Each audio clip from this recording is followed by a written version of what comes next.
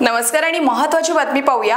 Operation सिंदूरच्या यशस्वीतेनिमित्त Bharatiya Janata party Anjangaon सुरजी शहर ग्रामीणकडून सावकारपुरा राम मंदिर येथून भारतीय सैनिकांच्या सन्मानार्थ भव्य अशी तिरंगा रॅली काढण्यात आली होती। तर या रॅलीमध्ये नागरिक देशप्रेमी मोठ्या संख्येने सहभागी झाले होते। तर रॅलीचा समारोप पानटाई जयस्तंभ चौक येथे करण्यात आला। त्यानिमित्त आजी माजी सैनिकांचा सत्कार सुद्धा यामध्ये करण्यात आला होता।